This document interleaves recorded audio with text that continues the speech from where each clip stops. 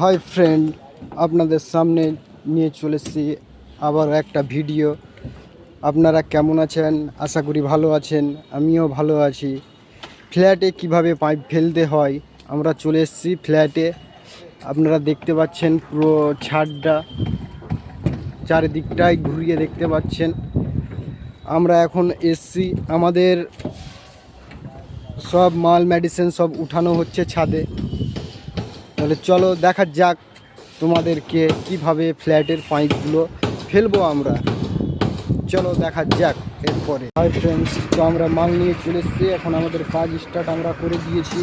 আপনারা দেখতে পাচ্ছেন পাইপের কাজ শুরু হয়ে গেছে। পুরো পাইপ পড়ে আছে, কিছু কিছু পাইপ ঢুকানো হয়ে গেছে। ওইদিকে ইঞ্জিনিয়ার সাহেব আছে, মাপামাপি চলছে। আমাদের সব ছেলেপিলে আছে।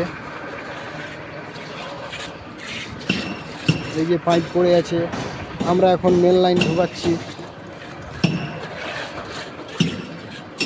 এখানে আমাদের প্রত্যেকটা ফ্ল্যাটের মেন লাইন যাচ্ছে এখান থেকে। মেন লাইনটা এখান থেকে দাঁড়াবে, গ্রাউন্ড ফ্লোর থেকে আসবে। তো চলো দেখা যাক সামনে আরও কি ভিডিও দিতে পারি। তো এখনও অনেক সময় আছে, আমাদের অনেক কিছু কাজ আছে। এখনও ঘরের মেন লাইনগুলো ফেলতে হবে।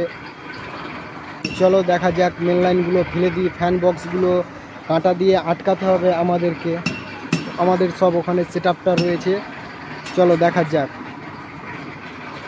গাইস, প্রচণ্ড রোদ পড়েছে, অনেক কষ্ট হচ্ছে। বিমগুলো অনেক নিচু নিচু, হাত ঢুকাতে প্রচুর অসুবিধা। দেখতে পাচ্ছ বিমগুলো কত নিচু ফ্ল্যাটের, অনেক কষ্ট হচ্ছে। অনেক গরম রোদ করেছে, গরমও লাগছে।